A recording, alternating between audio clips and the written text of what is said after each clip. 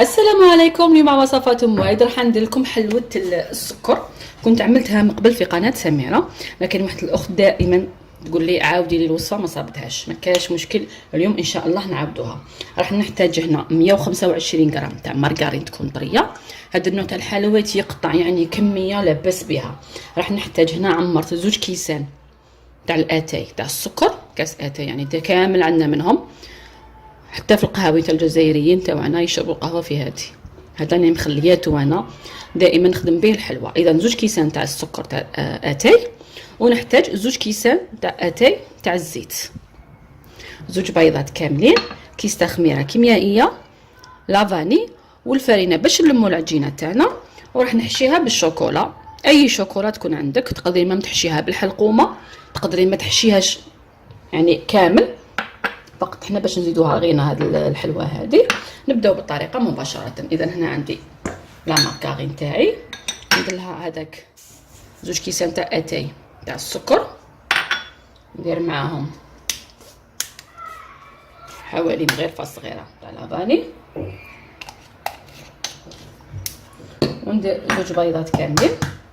ندير كل شيء مع بعض في الاول بهذه الطريقه. اذا هنا واش نزيد 2 كيسان تاع اتاي تاع الزيت.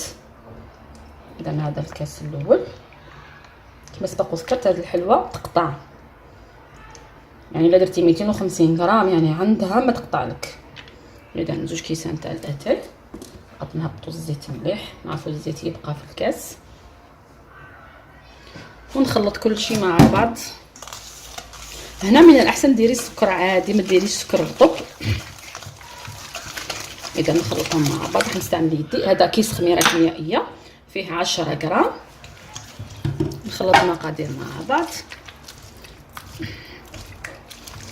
امهاتهم خلصوا الامتحانات، ديري لهم هذه الحلوه، فرحي ولادك بها.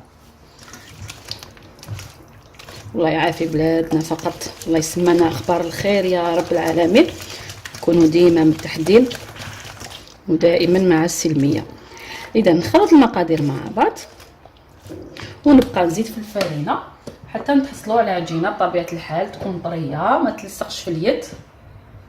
يعني هادو قواعد خديناهم مع بعض مع الكيس تاع الخميره كيميائيه. يعني شوفوا شحال ساهله الحلوه تم توجديها. نبدا نلم ونبقى نزيد في الفرينه.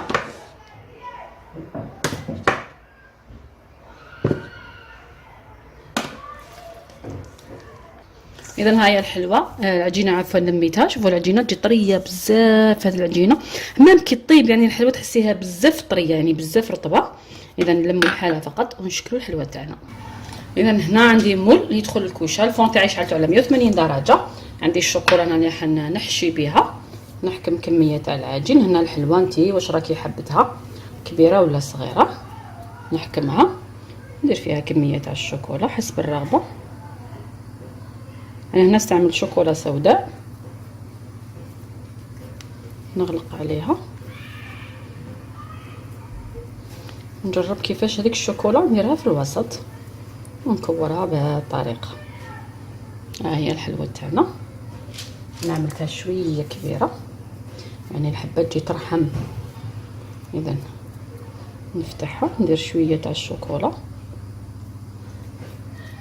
نطلق عليها ونشكلها كرات بهذه الطريقه. من بعد ما عمرت المول تاعي ندخلو على 180 درجه حتى طيب لنا الحلوه تاعنا. نخرجها نخلوها تبرد مليح باش نزينوها. من بعد ما طابت الحلوه تاعي ها هي، ونخليها تبرد مليح باش ندير المرحله الثانيه. هنا عندي السكر عادي كما انا شوفوا عملته في الطبسي امامي.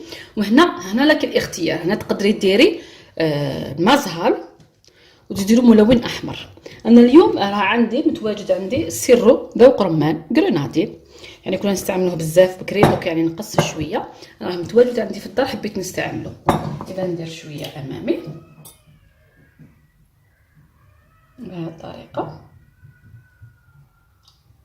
كما نشوفوا. واش ندير؟ ما عندكش ديري المزهر والملون احمر. نحكم الحبه تاعي الحلوه تاعي ندخلها ونخرجها مباشره، ما نخلوهاش تطول في هذاك السيرو، ونرمدها في السكر. ها هي الحلوه تاعي. البنه تاعها تجي احسن ما نديروها في المزهر. كاين اخوات ما يحبوش ذوق المزهر، يعني هذه الطريقه راح تساعدهم بزاف.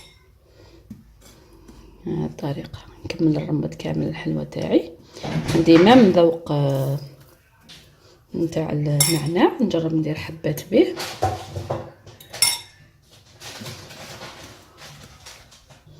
وهنا عندي ذوق النعناع، حبيت يعني ننوع فقط في الانواع. شوفوا الاحمر كيفاش خرج لنا، وندير ذوق النعناع كما سبق ذكرت.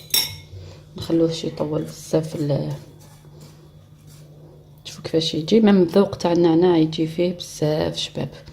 ها هو معنا، يعني كل واحد يدير حسب الرغبه وحسب الذوق تاعك. ما عندكش اعملي غير المزهر والملون اللي يكون عندك في الدار استعمليه. شوفوا الحلوه تاعنا كيفاش جاتنا، هذه حلوه تاع زمان يعني قديمه. نكمل الحلوه تاعي كامل ونشوفها من بعد في طبق تقديم مع بعض، نحطها لكم تشوفوها. حلوه السكر تاع نهار اليوم ها هي معنا. اذا لاحظتوا اني خيرت الوان العلم الجزائري تاعنا، يعني الاحمر الاخضر والطبق ابيض، حتى الفراش عملته احمر. ان شاء الله يا رب يحمي بلادنا والشعب تاعها. هنا فقط راح نقسم لكم حبه باش تشوفوا هذه الحلوه كيفاش جاتنا. يعني هذه الحلوه قد ما تطول قد ما تزيد تطرى، قد يعني ما تولي بنينه وتولي تذوب في الفم. اذا ها هي شوفوا كيفاش تجي. عفوا بسم الله. ها هي وديك الشوكولا تجي في الوسط. نتمنى انكم تجربوا. هنا فقط اللي ما عندوش لو سيغو اللي عملته ديروا ملون غذائي عادي مع المزهر، لكن بهذا السيغو تجيب لينا احسن. مع الوصفه تاع النهار اليوم نودعكم ونقول لكم الى الملتقى ان شاء الله مع وصفه جديده، والى اللقاء.